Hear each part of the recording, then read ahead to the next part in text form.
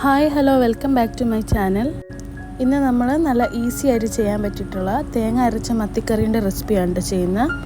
അപ്പോൾ വീഡിയോയിലേക്ക് പോകുന്നതിന് മുമ്പിട്ട് ചാനൽ ആരെങ്കിലും ആദ്യമായിട്ട് കാണുന്നുണ്ടെങ്കിൽ ഒന്ന് സബ്സ്ക്രൈബ് ചെയ്യുക, വീഡിയോ ഒന്ന് ലൈക്ക് ചെയ്യുക. അപ്പോൾ നമുക്ക് എങ്ങനെയാണ് ഈ ഒരു കറി ഉണ്ടാക്കണമെന്ന് നോക്കാം. അതിനായിട്ട് ഞാൻ 1 കപ്പ് തേങ്ങ എടുത്തിട്ടുണ്ട്. 1 നാളികേരത്തിൻ്റെ പകുതിയാണ് എടുത്തിട്ടുള്ളത്.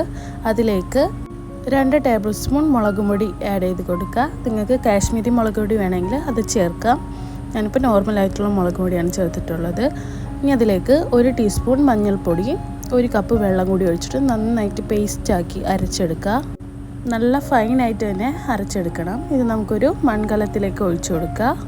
ഇനി ഈ അരപ്പിലേക്ക് മിക്സി കഴുകിയ വെള്ളം 1 കപ്പും പിന്നെ എക്സ്ട്രാ 1 കപ്പ് വെള്ളം കൂടിയും ആഡ് ചെയ്ത് കൊടുക്കുക. മൊത്തം 2 കപ്പ് വെള്ളം ഒഴിച്ചിട്ട് നന്നായിട്ടൊന്ന് മിക്സ് ചെയ്ത് കൊടുക്കുക.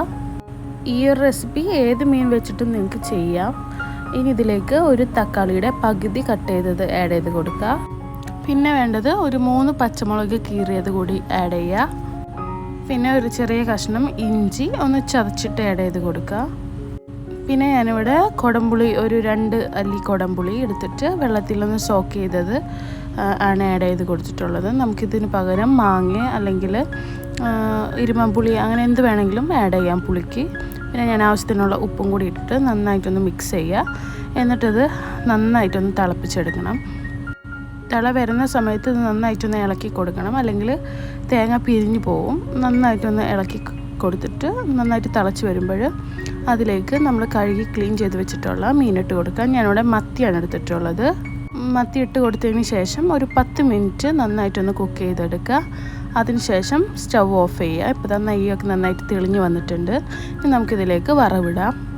മീൻ കറിയിലൊക്കെ വറവിടാനായിട്ട് എപ്പോഴും വെളിച്ചെണ്ണ തന്നെ യൂസ് ചെയ്യുക. അതിലേക്ക് ഒരു 1/2 ടീസ്പൂൺ ഉലുവ ആഡ് ചെയ്ത് കൊടുത്തിട്ട് ഒന്ന് പൊട്ടിച്ചെടുക്കുക. പിന്നെ അതിന് ശേഷം ചുവന്നുള്ളി ഒരു 5-8 ചുവന്നുള്ളി ചെറുതാക്കി കട്ട് ചെയ്തത് ആഡ് ചെയ്ത് കൊടുത്തിട്ട് നന്നായിട്ടൊന്ന് മൂപ്പിച്ചെടുക്കുക. അതിലേക്ക് ഒരു 1/4 ടീസ്പൂൺ മുളക് പൊടി കൂടി ആഡ് ചെയ്തിട്ട് നമുക്കത് കാച്ചി ഒഴിക്കാം.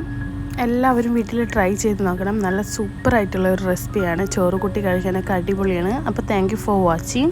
എല്ലാവരും ചാനലൊന്ന് സബ്സ്ക്രൈബ് ചെയ്യാൻ മറക്കല്ലേ.